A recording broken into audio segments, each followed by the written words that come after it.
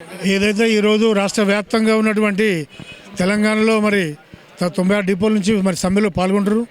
మరి దాని గురించి వెన్నెమగా ప్రభుత్వం ఏదైతే మరి 45 రోజుల సంది సమ్మె నోటీస్ ఇచ్చినాక కూడా మరి జేఏసీ నాయకులు పిలవకుండా రేపు మాపు అని కాలం గడుపుకుంటూ మరి ఆర్టీసీ కార్మికులను చాలా ఒత్తిడికి తీసుకొచ్చుకుంటూ మరి వర్కర్ల మీద చాలా ఒత్తిడి లోనయ్యి మరి వాళ్ళకి రావాల్సిన బకాయిలు అయితే ఉన్నాయో డిఏ ఏరియర్స్ కానీ పే స్కేల్ ఏరియర్స్ కానీ 2021 పే స్కేల్ రావాలి.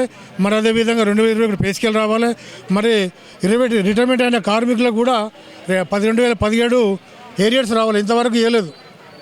అది ఈ మధ్యలో ఇస్తానే ఎప్పటి నుంచో దాదాపు సంవత్సరం సంది రేపు మా పని కాలం గడుపుకుంటూ ఇంతవరకు ఇలాంటి బెనిఫిట్స్ రాలేదు. మరి వాళ్ళు ఏదైతే గొంతమ్మ కోరిక కోరతలేరు. మరి గౌరవ ముఖ్యమంత్రి గారు ఈ యొక్క నిర్ణయం తీసుకొని మరి ఆర్టీసీ జేఏసీ నాయకులను పిలిపించి మరి వాళ్ళ కోరిక ఏదైతే ఉందో న్యాయమైన కోరికలు వాళ్ళ సమస్య పరిష్కరించాలి. వారు గొంతమ్మ కోరిక కోరతలేరు కాబట్టి మరి చాలా ప్రయాణికులు చాలా ఇబ్బంది పడుతున్నారు. మరి వారి సమస్యలు ఇప్పటి కాదు, గత ప్రభుత్వం కూడా మరి టీఆర్ఎస్ ప్రభుత్వం ఉన్నప్పుడు కూడా వాళ్ళు కూడా అప్పుడు సమ్మె చేసినప్పుడు 50 ఏళ్ళు సమ్మె చేసినాం. నేను కూడా ఒక ఆర్టీసీ డ్రైవర్గా ఉద్యోగం చేసిన 50 ఏళ్ళు సమ్మె చేసినాం. అప్పుడు మా కార్మికులు 35 మంది ప్రాణాలు తీసుకున్నారు ఆ రోజులో. ఎందుకంటే మేము విలీనం పడితే అప్పుడు విలీనం వేయలేదు గత ప్రభుత్వం, కేసీఆర్ ప్రభుత్వం. తర్వాత ఆ ముఖ్యమంత్రి గారు చెప్పారంటే తర్వాత విలీనం చేయని ఆయనే ప్రకటించి చెలో బస్ భవన్ గవర్నర్ ఆఫీస్కి తీసుకెళ్ళారు. అక్కడికి వెళ్ళి అక్కడ ఆ గత గవర్నర్ గారు కూడా గెజిట్ సంతకం కూడా అయిపోయింది. మరి దాన్ని ఎందుకు ఆపుతున్నారు? దానికి ఇప్పటి వరకు కూడా ఈ ప్రభుత్వం వచ్చినా కూడా మేము కూడా మరి ఇప్పుడు ఉన్నటువంటి రేవంత్ రెడ్డి ముఖ్యమంత్రి గారు మరి వీళ్ళ మీద ఒక శ్రద్ధ తీసుకొని ఆయన ప్రతిపక్షం ఉన్నప్పుడు కూడా మేము మా కమిటీ వారు రాజరెడ్డి గారు కూడా కలిసి మేము సీఎం ఇంటికి పోయినాం. మేనిఫెస్టోలో ఉన్నటువంటి మీ సమస్యలు అయితే పరిష్కరిస్తామో, కాంగ్రెస్ ప్రభుత్వం వచ్చినాక మీ సమస్యలను పరిష్కరిస్తామని మాకు హామీ ఇచ్చారు.